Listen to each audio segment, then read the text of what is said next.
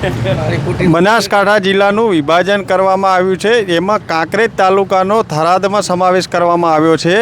તો આપણી જોડે થરા એપીએમસીના પૂર્વ ચેરમેન અણદાભાઈ જોડાયા છે ભાજપ તરફથી. આપણે એમને જોડે વાત કરીશું. અણદાભાઈ, જે રીતે કાંકરેજ તાલુકાનો થરાદમાં સમાવેશ કરવામાં આવ્યો છે, કાંકરેજ તાલુકાનો વિરોધ એક જોતા જુવાર દેખાઈ રહ્યો છે, આપ શું કહેશો એ વિશે? બનાસકાંઠા જિલ્લો મોટો હતો ક્ષેત્રફળે, અને એ રીતે એના 2 જિલ્લા બનાવવામાં આવ્યા છે, જે વહીવટી તંત્રને પણ સરળતા રહે અને લોકોને પણ સુખાકારી વધે. પણ કાંકરેજ તાલુકાનો જે સમાવેશ થયો છે થરાદની અંદર, એના માટે અમને દુઃખ છે. કારણ કે અમારે અહીંથી જવું હોય તો પ્રજાજનોને જવા માટે 120-25 કિલોમીટર દૂર જવું પડે. પાલનપુર જવું હોય તો અહીંથી હાઈવે ઉપર સીધા પાલનપુર અમે જઈ શકીએ. બનાસકાંઠા જિલ્લાના મુખ્ય મથકો બધા જ અમને ત્યાં મળી રહે. બનાસ ડેરી હોય, બનાસ બેંક હોય, બનાસ જિલ્લા સંઘ હોય, બનાસ જિલ્લા સહકારી સંઘ હોય, આવી અનેક સહકારી સંસ્થાઓ છે, તે પણ બનાસની પાલનપુર આવેલી છે, બનાસકાંઠામાં આવેલી છે. એટલે અમાને અહીંથી જવામાં પણ મુશ્કેલીઓ પડવાની છે. બીજું કે અહીંયા અમે બનાસ નદી કાંકરેજ તાલુકાની અંદર થઈને વહી રહી છે. એટલે વર્ષોથી અમે બનાસ નદી થકી સુખી અને સમૃદ્ધ થયેલા છે. બનાસ નદીને અમારી માતા તરીકે અમે માનીએ છીએ. તો અમારી બનાસની ઓળખ બનાસકાંઠા એના સાથે અમારે જોડાયેલું રહેવું છે, એવી સમગ્ર કાંકરેજ તાલુકાના પ્રજાજનો માને છે.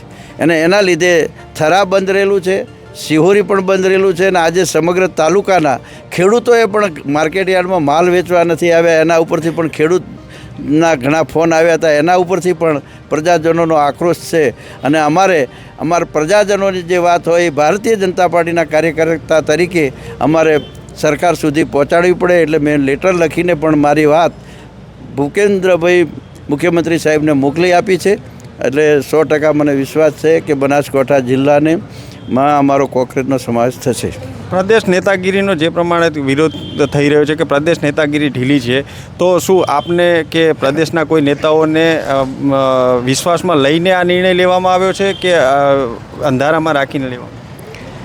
પ્રદેશ નેતાગીરીની વાત તો મને ખબર નથી, પણ અહીંયા મને કોઈએ પૂછવામાં આવ્યું નથી, મારી રાય લેવામાં આવી નથી. બાકી તાલુકામાંથી બીજા કોઈ અમારા કાર્યકર્તાઓની રાય લઈને કર્યું હોય તો મને પણ ખબર નથી. પણ ખરેખર આનો અમારા સમાવેશ માટે જો અમારી રાય લીધી હોત તો સારું હતું. પણ મને 100% વિશ્વાસ છે કે ભારતીય જનતા પાર્ટીના કાર્યકર્તા તરીકે વિશ્વાસ છે. એટલે અમારે જે પ્રજાની મુશ્કેલીઓ છે જાણીને મુખ્યમંત્રી સાહેબ અમારો બનાસકાંઠા જિલ્લામાં કાંકરેજનો સમાવેશ કરશે.